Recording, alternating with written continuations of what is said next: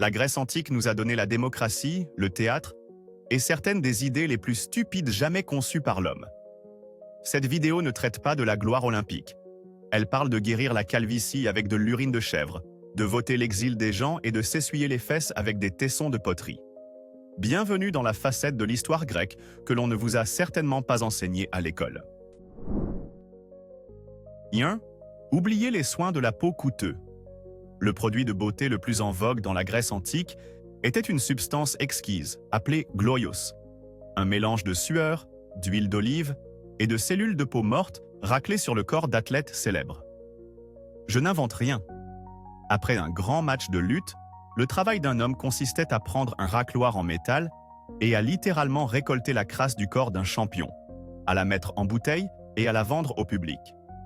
Les femmes achetaient ensuite cette boue corporelle de célébrité et s'en enduisèrent le visage, croyant que cela les rendrait belles. C'est comme si aujourd'hui, on pouvait acheter un pot de la sueur d'après-match de LeBron James. Imaginez l'argumentaire marketing. Nouveau chez Olympus Cosmetics. Voici l'essence de Milon de Crotone.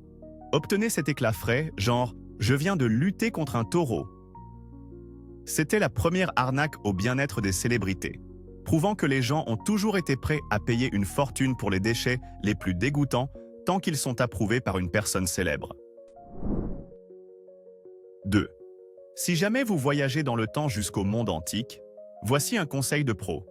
N'acceptez jamais, au grand jamais, un travail dans une blanchisserie. L'ingrédient secret pour rendre ces toches d'un blanc nacré n'était pas l'eau de Javel, mais d'énormes quantités d'urine humaine. De grands pots étaient placés au coin des rues pour que quiconque puisse apporter sa contribution. C'était votre devoir civique d'uriner dans un pot public. Ensuite, des ouvriers appelés foulons recueillaient cet or liquide, le déversaient dans de gigantesques cuves avec le linge sale et le piétinaient pendant des heures avec leurs pieds benus.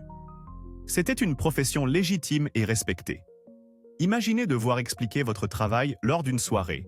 « Oh, moi, je suis piétineur d'urine senior chez La Toge à Gogo. » Et pour couronner le tout, le gouvernement, voyant cette industrie de l'urine en plein essor, a décidé de la taxer. L'empereur Vespasien a d'ailleurs dit que « l'argent n'a pas d'odeur », ce qui est une affirmation audacieuse quand vos revenus proviennent d'un urinoir à l'échelle de la ville. 3. La situation aux toilettes ne fait que devenir plus horrifiante.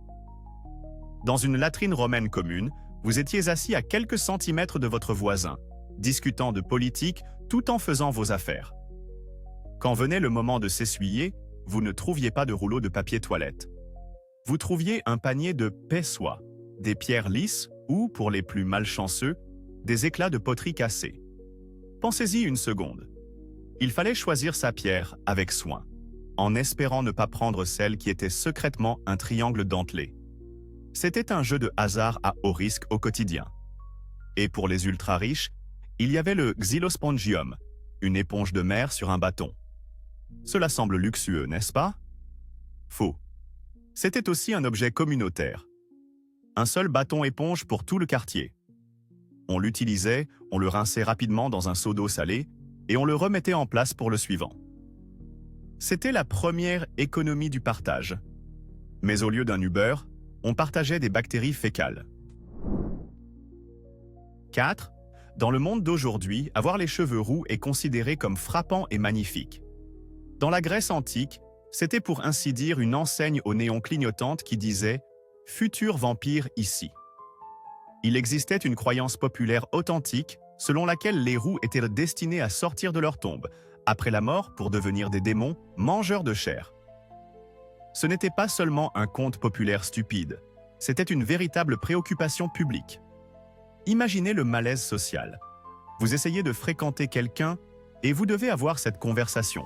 « Écoute, je t'aime beaucoup, mais mes parents sont un peu traditionnels et, eh bien, le fait que tes cheveux aient la couleur du soleil couchant les remplit d'une profonde angoisse existentielle à l'idée que tu deviennes une créature de la nuit. » C'est le préjugé le plus spécifique et le plus fou de l'histoire. Vous pouviez être la personne la plus aimable d'Athènes. Si vous étiez roux, les gens débattirent déjà de la taille de la pierre qu'il faudrait pour sceller votre cercueil. 5. Les anciens Égyptiens construisaient les pyramides, une merveille de génie architectural et mathématique. À la même époque, leur meilleur conseil médical en matière de contraception était, je cite, « Prenez de la bouse de crocodile ». Oui, leur principal contraceptif consistait à prendre littéralement des excréments de crocodile, à les mélanger avec de la pâte fermentée pour en faire une pâte et à l'utiliser comme un pesser. Quelqu'un, quelque part, a été la première personne à proposer cette idée. Bon, l'équipe, il nous faut un moyen d'arrêter la procréation. J'étais au bord du Nil, j'ai vu un crocodile faire ses besoins et j'ai eu un eureka. Cela venait de la même civilisation qui a inventé le langage écrit. Ils pouvaient maîtriser l'astronomie, mais en matière de santé reproductive, leur meilleure idée ressemblait à une cascade refusée de Jackass. C'est un miracle que nous soyons ici aujourd'hui. 6. Imaginez la scène. Vous êtes dans un combat à l'épée, vous vous faites une vilaine coupure au bras. Le médecin se précipite, mais il n'a pas de trousse médicale. Il balaie juste anxieusement le plafond du regard. Pourquoi ? Parce que l'équivalent grec ancien d'un bandage stérile était une grosse toile d'araignée poussiéreuse. Il grattait littéralement une toile dans un coin, probablement avec l'araignée encore dedans, et la fourrait simplement dans votre blessure saignante. Pour être juste, il y a une part de science là-dedans. La soie d'araignée a des propriétés antiseptiques et aide à la coagulation. Mais pouvez-vous vous imaginer être le patient ? Vous êtes à l'agonie et votre médecin dit « Ne bougez pas. J'ai trouvé un magnifique nid d'éper diadème derrière ce pilier. » L'acoustique dans ce coin donne à la soie une pureté merveilleuse.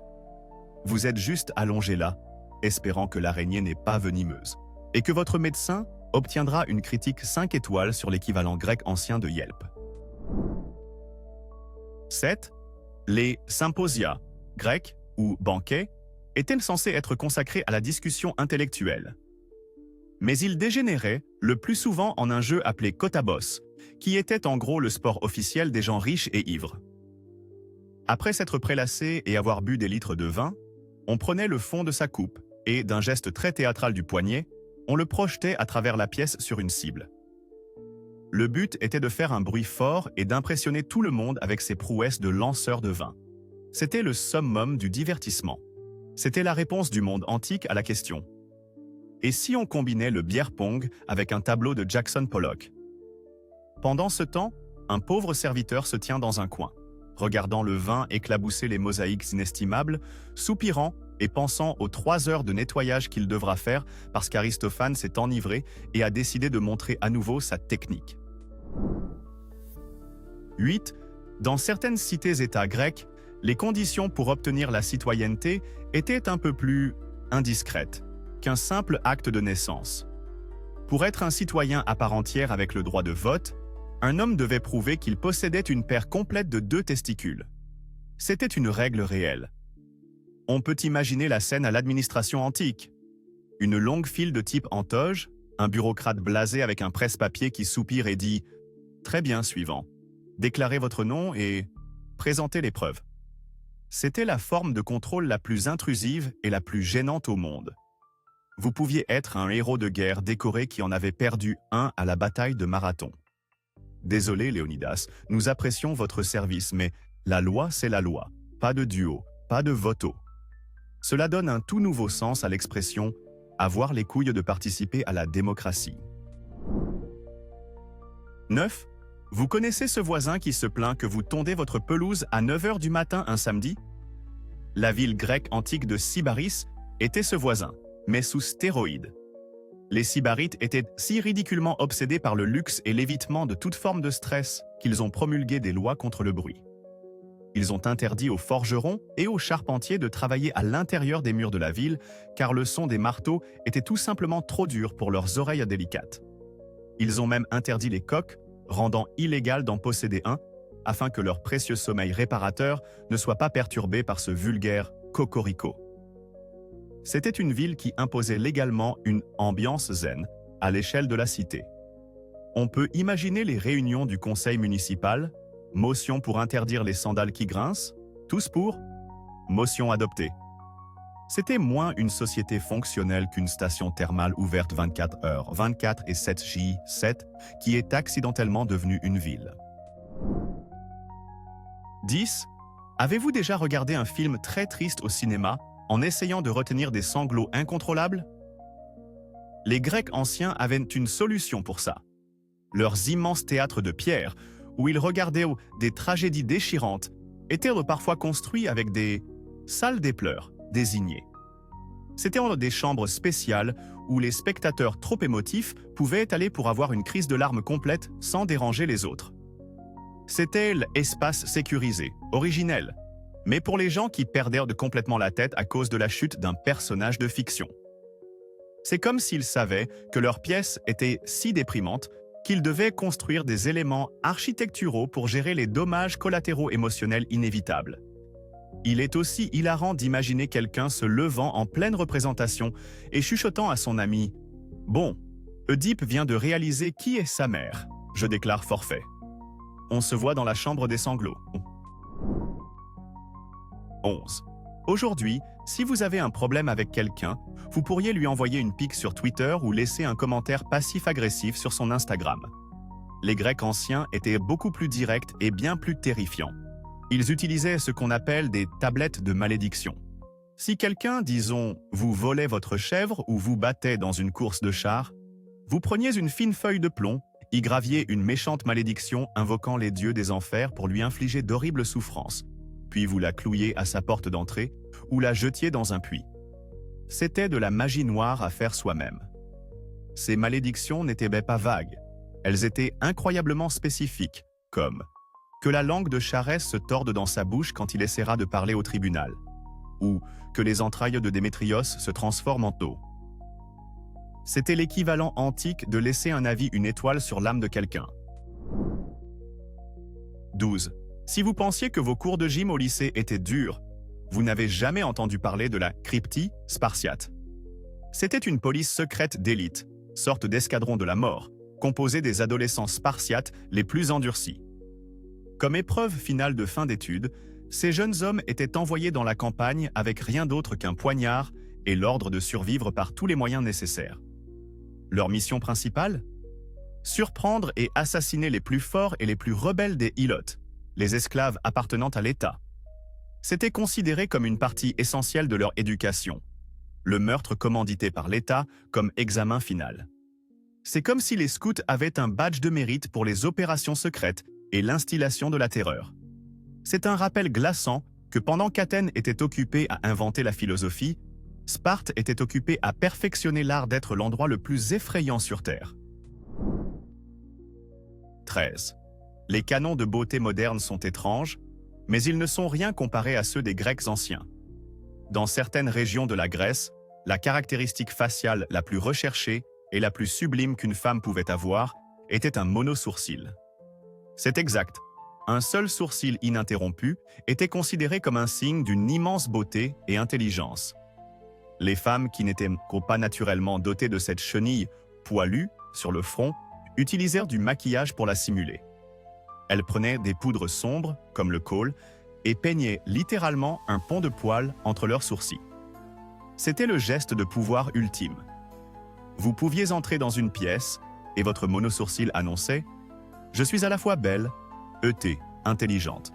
Mon cerveau est si gros qu'il essaie de s'échapper par mon front. » On se demande vraiment ce qu'il penserait de l'épilation des sourcils modernes. Il serait probablement horrifié. 14. Oubliez le balayage vers la droite sur Tinder ou l'envoi d'une douzaine de textos. Dans la Grèce antique, la façon de demander une femme en mariage était de lui lancer une pomme. Si un homme jetait une pomme à une femme et qu'elle l'attrapait, c'était tout. Elle avait légalement accepté sa demande en mariage. Pas de discussion, pas de « laissez-moi y réfléchir », juste « félicitations, vous avez attrapé la pomme, nous nous marions mardi ». On doit se demander combien de mariages ont commencé par accident. Une femme essayant juste d'attraper un fruit qui volait au hasard vers sa tête, et soudain elle est fiancée à un type qu'elle n'a jamais rencontré. Cela met aussi beaucoup de pression sur votre bras de lanceur. Un homme avec une mauvaise visée pouvait accidentellement demander en mariage 3 femmes différentes en essayant juste de faire parvenir la pomme à sa cible prévue. C'était la forme de cours la plus chaotique et la plus athlétique imaginable. 15. Chaque société a besoin d'un moyen de gérer ses problèmes. Mais les Grecs anciens avaient une méthode particulièrement brutale et bizarre. Lorsque la ville souffrait d'une épidémie, d'une famine ou simplement d'une mauvaise passe générale, ils accomplissaient un rituel impliquant un pharmakos, qui est un mot savant pour un bouc émissaire humain. Ils choisissaient l'un des membres les plus pauvres, les plus laids ou les plus inutiles de la communauté, lui offraient un dernier repas luxueux, puis le chassèrent de la ville en le battant avec des bâtons. L'idée était que cette personne emporterait avec elle tous les péchés et impuretés de la ville. C'était essentiellement un nettoyage spirituel en profondeur, mais au lieu d'un aspirateur, on utilisait un gars. C'est la version ultime du « ce n'était pas ma faute », blâmant tous vos problèmes sur un malchanceux, puis le frappant littéralement jusqu'à ce qu'il quitte la ville. 16. Vous pensiez que la cancel culture était terrible? Les Grecs anciens l'ont inventée, et c'était bien plus intense. Cela s'appelait l'ostracisme. Une fois par an, les citoyens d'Athènes pouvaient se rassembler et voter pour bannir de la ville, pendant 10 ans, absolument qui ils voulaient. Pas de procès, pas de preuves, pas de défense. Il suffisait que 6000 personnes gravènent votre nom sur un morceau de poterie cassé, appelé ostrakon. Vous pouviez être le général le plus populaire un jour, et le lendemain, vous faisiez vos valises parce que suffisamment de gens pensaient que vous preniez un peu trop la grosse tête. C'était la démocratie dans ce qu'elle a de plus sauvage. C'était en gros le premier et le plus brutal concours de popularité au monde, où le perdant n'était pas seulement renvoyé chez lui. Il était exilé de son monde entier pour une décennie. 17. Les Grecs anciens nous ont donné la philosophie et le théâtre, mais ils avaient aussi une peur sérieuse et profonde d'une apocalypse zombie. Des fouilles archéologiques ont mis au jour de nombreuses tombes où les squelettes étaient entravés. Nous parlons de corps immobilisés par de lourdes pierres, de crânes lestés de cailloux, ou même de cadavres aux mains et aux pieds liés. Ce n'était pas une punition, c'était une précaution.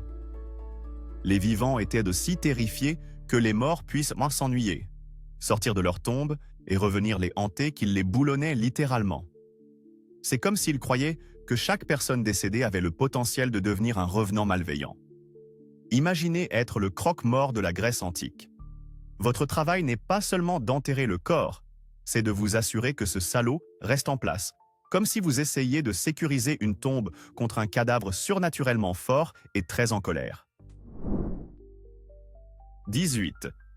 Dans le monde moderne, avoir un bébé est un événement monumental. Dans la Grèce antique, cela ressemblait plus à une évaluation de produits. Après la naissance d'un enfant, il était présenté au père, le patriarche de la famille, qui l'inspectait alors. Si le bébé était jugé faible, difforme ou assez souvent simplement du mauvais sexe, c'est-à-dire une fille, il avait le droit absolu d'ordonner son abandon. Cette pratique, connue sous le nom d'exposition d'enfants, signifiait que le bébé était simplement laissé sur une colline ou dans un lieu public pour mourir des éléments ou être dévoré par les animaux sauvages. C'était une approche brutalement pragmatique de la planification familiale. C'est un concept glaçant, comme une politique de retour pour les êtres humains.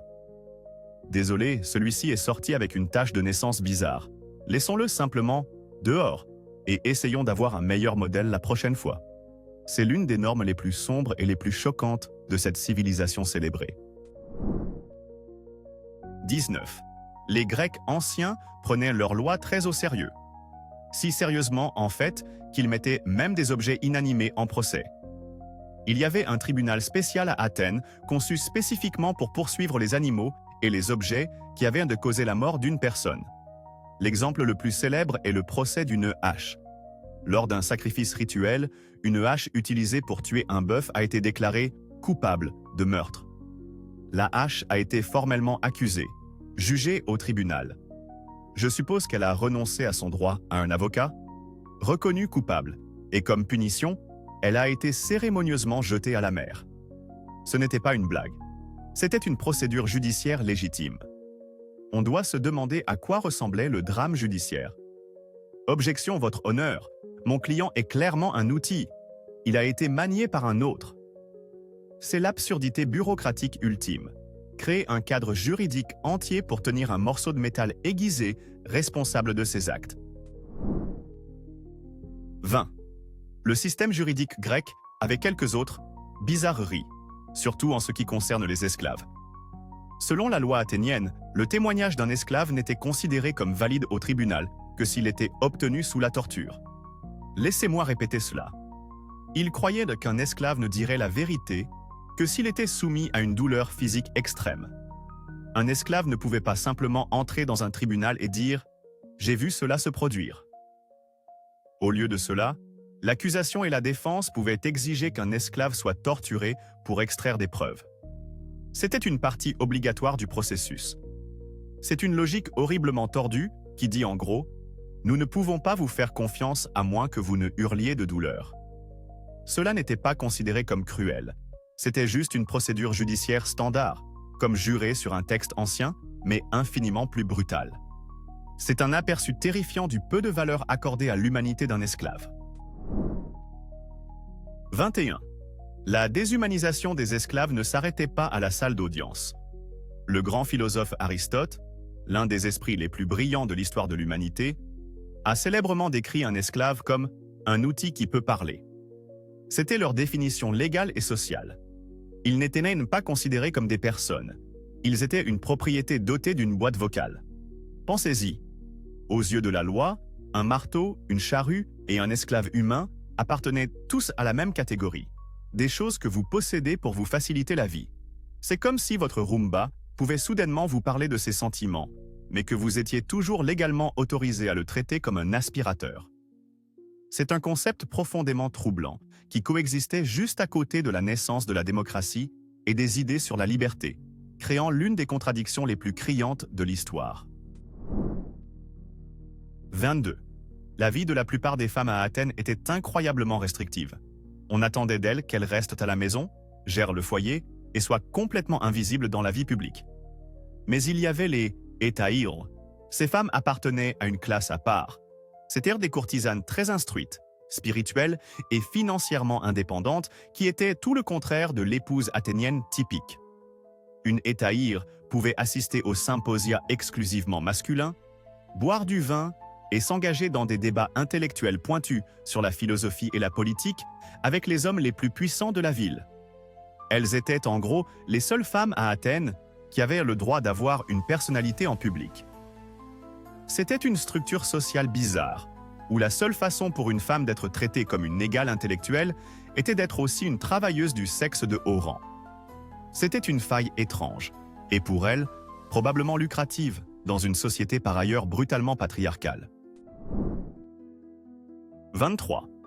Si vous alliez voir une pièce de Sophocle ou d'Euripide dans la Grèce antique, vous ne verriez pas une seule actrice sur scène. Tous les rôles, y compris les personnages féminins puissants comme Médée ou Antigone, étaient joués par des hommes. Ils enfilaient des masques, des perruques et des costumes élaborés, y compris un charmant accessoire de scène appelé prosterneda, qui était essentiellement un faux plastron en bois pour créer une silhouette féminine. Donc, vous regardiez une scène déchirante, avec une reine qui déversait son âme sur scène, et sous le masque, c'était juste un type poilu nommé Dave. C'était essentiellement le premier et le plus sérieux spectacle de drag queens au monde. C'est une pensée folle que les chefs-d'œuvre fondateurs du théâtre occidental aient été entièrement interprétés par des hommes, faisant de leur mieux pour atteindre les notes aiguës dans un monologue dramatique tout en portant un soutien-gorge en bois. 24. Les Jeux olympiques de l'Antiquité étaient le summum de l'exploit athlétique, mais ils avaient une politique stricte, interdite aux filles. Et je dis bien stricte, ce n'était pas seulement que les femmes ne pouvaient pas concourir, il était interdit aux femmes mariées d'être même spectatrices. La peine pour une femme surprise en train de jeter un coup d'œil aux athlètes nus était d'être jetée du haut d'une montagne voisine. Ce n'est pas une exagération. La punition pour regarder du sport était la mort par falaise. Cette règle était si absolue qu'il existe une histoire célèbre d'une mère qui s'est déguisée en entraîneur masculin pour voir son fils concourir. Quand il a gagné, elle a sauté par-dessus la barrière pour célébrer, son déguisement est tombé et elle a été démasquée. Elle n'a été épargnée que parce que son fils était un champion célèbre. Après cela, ils ont instauré une nouvelle règle selon laquelle même les entraîneurs devaient être nus. Problème résolu, à la grecque. 25. Si vous pensez que le MMA moderne est brutal, Vous n'avez jamais entendu parler du pancrace? C'était le sport de combat préféré des Grecs anciens. Et c'était en gros un derby de démolition humain sans aucune règle. Le nom signifie littéralement « toute la puissance », et il ne plaisantait pas. Les règles étaient incroyablement simples. Il n'y en avait aucune. D'accord, c'est une légère exagération. Il n'était pas permis de mordre ou d'arracher les yeux de son adversaire. Tout le reste? Totalement permis. Coups de poing, coups de pied, étranglement, clés articulaires, casser les doigts et les orteils, tout était sur la table. Les combats ne se terminaient que lorsque l'un des combattants abandonnait, était mis KO ou, vous savez, mourait. Ces types étaient considérés comme les athlètes ultimes, les superstars du monde antique. Vous aviez des philosophes discutant de la nature de l'âme dans une tente, et juste à côté, deux géants huilés essayaient de se tordre les membres l'un de l'autre devant une foule en délire. C'était le mélange parfait de haute culture et de sauvagerie absolue. 26. Les philosophes sont connus pour leurs grandes idées, mais Empédocle a poussé l'arrogance à un tout autre niveau de folie. C'était un penseur brillant qui a élaboré une version primitive de la théorie de l'évolution, mais il croyait aussi sincèrement qu'il était un dieu immortel. Pour prouver son statut divin à ses disciples une bonne fois pour toutes, il a décidé d'accomplir un dernier miracle spectaculaire. Il a marché jusqu'au sommet de l'Etna, un volcan actif, et, après avoir vraisemblablement prononcé un court discours prétentieux, il a sauté directement dans la lave en fusion. Il pensait que son corps allait simplement disparaître, prouvant qu'il était remonté aux cieux. Au lieu de cela, le volcan a fait ce que font les volcans et l'a incinéré instantanément. Mais l'histoire s'améliore. Un peu plus tard, le volcan a eu une petite éruption et a craché une unique sandale de bronze parfaitement conservée. C'était celle d'Empédocle. Le volcan a littéralement rejeté sa chaussure, donnant au monde la preuve la plus hilarante et la plus indéniable qu'il n'était, en fait, pas un dieu.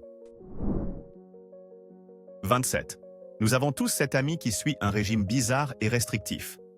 Mais ils ne sont rien comparés au philosophe Pythagore. Vous le connaissez peut-être pour le théorème de Pythagore en cours de mathématiques, mais il était aussi le chef d'une confrérie bizarre, aux allures de secte, avec des règles très étranges. La plus étrange? Une interdiction stricte et absolue de manger des fèves. Oui, des fèves. Il interdisait à ses disciples de même les toucher. Son raisonnement était un cocktail de folie. Il prétendait que les fèves contenaient les âmes des morts, et que manger une fève était une forme de cannibalisme. Il croyait aussi que la forme d'une fève ressemblait aux portes d'Hadès. Et sur un plan plus pratique, il soutenait que les flatulences, vous savez, les gaz que l'on a à cause des fèves, perturbaient l'harmonie sacrée du corps et de l'âme. Il était si attaché à cela que la légende dit qu'il a été un jour poursuivi par des ennemis jusqu'à la lisière d'un champ de fèves et qu'il a choisi d'être capturé et tué plutôt que de se souiller en le traversant. 28. Les Spartiates étaient obsédés par la discipline, l'austérité et le fait de rendre la vie aussi difficile que possible, et leur monnaie ne faisait pas exception. Alors que d'autres cités grecques utilisaient d'élégantes pièces d'or et d'argent, Sparte utilisait de gigantesques et maladroites barres de fer appelées obols. Ce n'était pas parce qu'ils n'avaient pas accès aux métaux précieux, c'était un choix délibéré. Les barres étaient énormes, lourdes et n'avaient presque aucune valeur. Il fallait donc une charrette à bœuf pleine pour transporter assez d'argent pour acheter quoi que ce soit d'important. Le but était de rendre la richesse physiquement peu pratique, décourageant le luxe et le vol. Je veux dire, qui va essayer de braquer une banque quand il faut un chariot élévateur pour s'enfuir avec l'argent? C'est la politique économique la plus agressivement incommode de l'histoire. On peut imaginer un père spartiate donnant son argent de poche à son fils et lui laissant tomber une barre de fer de 15 kilos sur le pied. « Tiens, mon fils, ne dépense pas tout au même endroit. » 29. Vous pensez probablement que les ordinateurs sont une invention moderne, mais les Grecs anciens en ont construit un il y a plus de 2000 ans. Il s'appelle le mécanisme d'Anticythère. Découvert dans l'épave d'un navire, cet appareil de la taille d'une boîte à chaussures est un système hallucinant de complexité, composé de plus de 30 engrenages en bronze imbriqués. Pendant des siècles, personne n'a su ce que c'était. Mais les scanners modernes ont révélé son véritable objectif. C'était un ordinateur analogique. En tournant une manivelle, on pouvait prédire parfaitement le mouvement du Soleil, de la Lune et des 5 planètes alors connues. Ils pouvaient suivre les phases lunaires, prédire les éclipses et même indiquer le calendrier des prochains Jeux olympiques. Il est si avancé technologiquement que rien d'approchant sa complexité n'apparaît dans les archives historiques pendant plus d'1 millier d'années. C'est comme trouver un iPhone en parfait état de marche, enterré dans un château médiéval.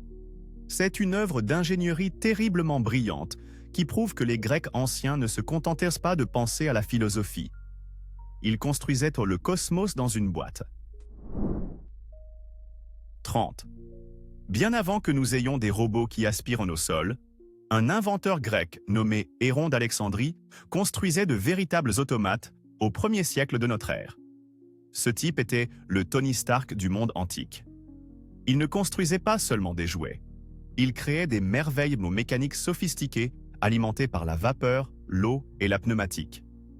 Il a inventé le premier moteur à vapeur au monde, qu'il a utilisé pour faire tourner une sphère. Il a créé des portes de temple automatiques qui s'ouvraient magiquement lorsqu'un feu était allumé sur l'autel. Il a construit un distributeur d'eau bénite fonctionnant avec des pièces de monnaie pour les temples, en gros, un distributeur automatique pour les pieux. Il a même conçu une pièce de théâtre de 10 minutes entièrement automatisée, jouée par une troupe de robots actionnés par un système de cordes, de nœuds et d'engrenages. C'est absolument insensé. Pendant que tout le monde écrivait encore sur des parchemins, ce type vivait pratiquement dans Westworld. 31. Face à de terrifiants éléphants de guerre, l'équivalent antique d'un char de combat, les Grecs ont trouvé une solution à la fois brillante et totalement psychotique. Ils ont transformé les porcs en armes.